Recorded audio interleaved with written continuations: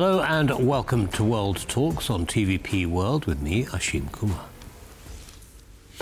A covert drone operation by Ukraine deep inside Russian territory last week probably inflicted damage on 10% of Moscow's long-range strategic bombers.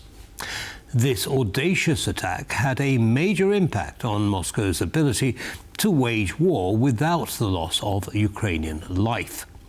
What are we learning from Ukraine about the conduct of war in this era? Will NATO adjust its military doctrine as a consequence? Well, to lay this out for us, we're joined by Federico Borsari, he's a resident fellow, Transatlantic Defence and Security Centre for European Policy Analysis.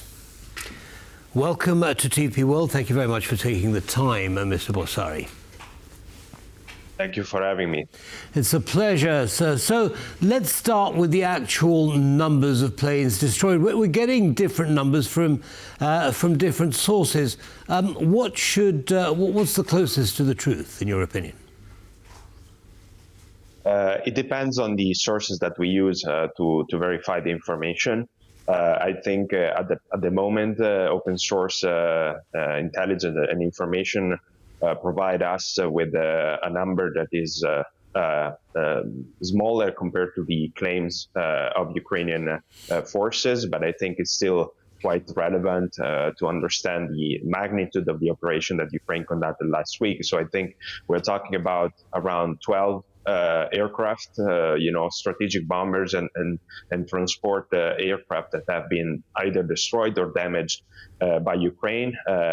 And at the same time, Ukraine claimed around 40 aircraft targeted by the operation.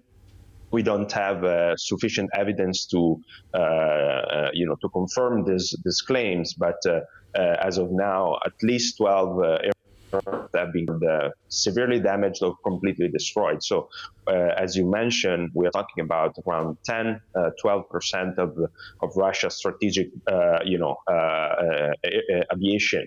So this is a pretty important result by Ukraine, definitely. Right. Well, it certainly seems that way. Now, tell us, what does this mean militarily? I know there are many aspects to this, but militarily, does it hinder Russia's ability to wage war both now and in the future? I think it certainly does. What I think it's important to stress is that in the short term, we won't probably see much, consequences from a operational standpoint. We know that Russia still has a sufficient number of operational aircraft at the same time that it can use to strike Ukraine with cruise and ballistic missiles.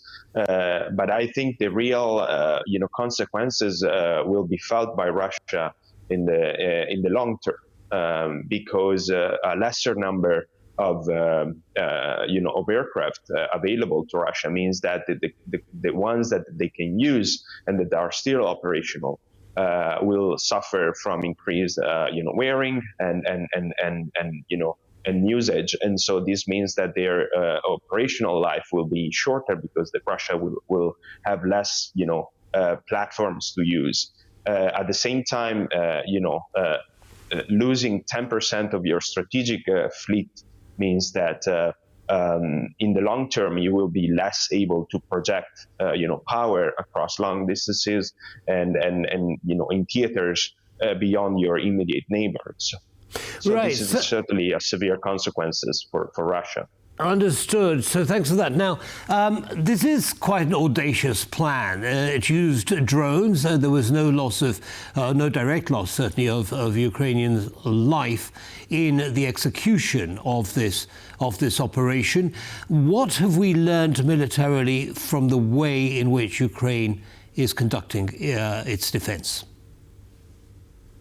I think the real aspect to stress regarding this operation is less, pertaining to technology, but it's much more important to highlight the human element behind the use of the technology, because Ukraine didn't use a very sophisticated piece of equipment or technological device. They used, commercial type of drones that were adapted and modified to conduct this operation very far from Ukraine, but at the same time, the technology was not particularly sophisticated.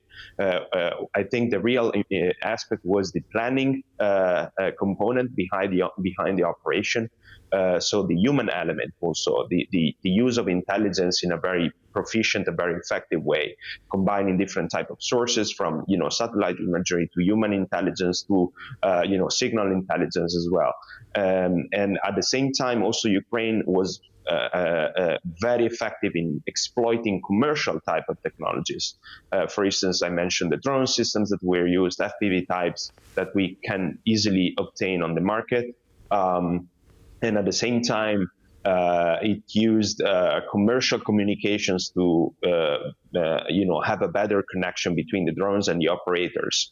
And so I think it's less about technology and more about all the other factors that are critical for the exploitation and effective use of technology. So the human element, because there was a pilot steering each of the drones that we saw from the videos against the aircraft.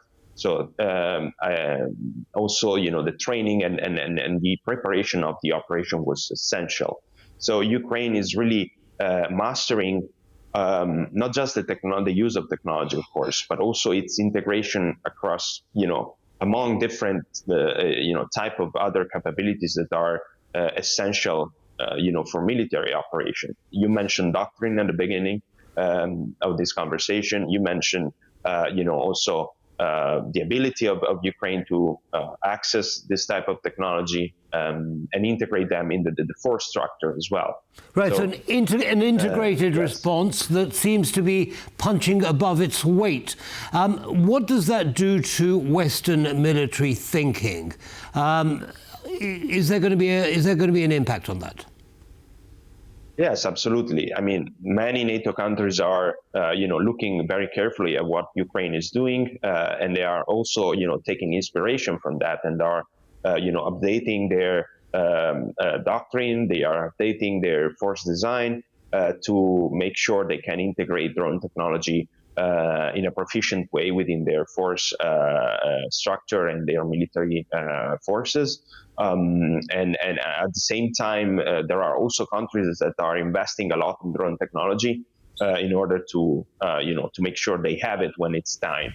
And so, for instance, many countries in Central and Eastern Europe, including Poland, are investing significant resources to, develop the different type of drones. The Baltic countries are also investing a lot of resources in that, even though their defense budget is comparatively much smaller, vis-a-vis Western European countries, for instance, and also Finland and Norway and Sweden are investing a lot in drone technology. So countries in NATO are learning the lessons, but sometimes, of course, it takes time to to integrate them, to learn them, as we say. So I think some countries need to do more, not probably those that I mentioned, but others, probably even the US, could do much more. And I think they are taking stock of what's happening in Ukraine, right, and they will. But as you said a few minutes ago, Mr. Borsari, it's not about the technology, but the way of thinking in how it's used that was really the critical aspect. How does NATO go about changing the way of thinking of its members? Yes, NATO is doing a lot. They are, the alliance is really stressing with individual allies the importance of updating their doctrine, updating the training, and also many other aspects in the military realm. From facilities to leadership and personnel that needs to be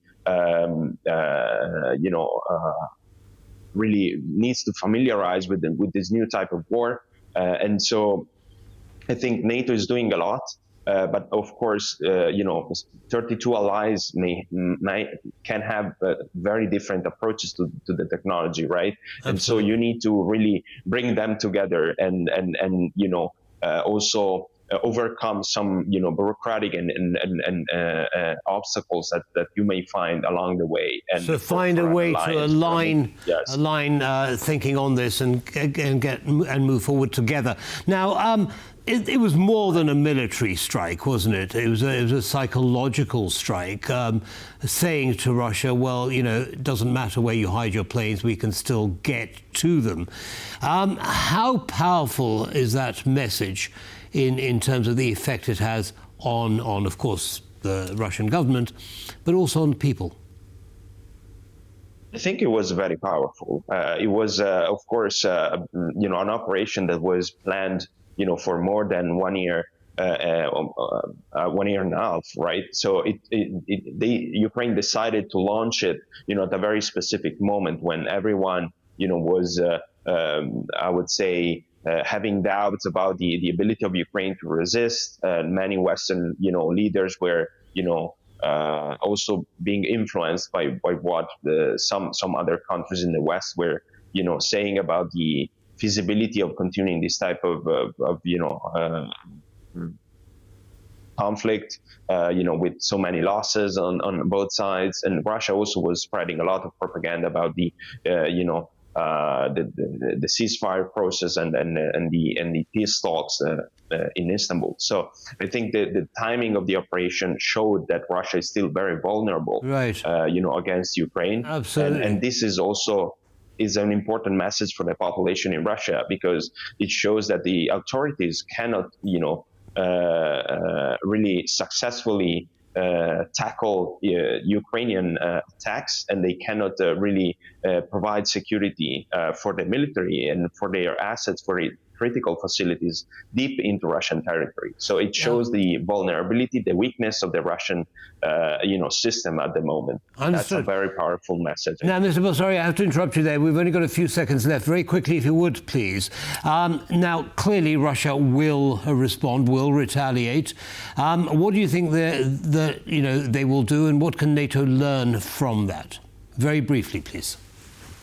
I think that Russia has already started to retaliate. They struck, civilian targets in the past few days, causing a lot of damages and a lot of victims in Ukraine, mostly civilian.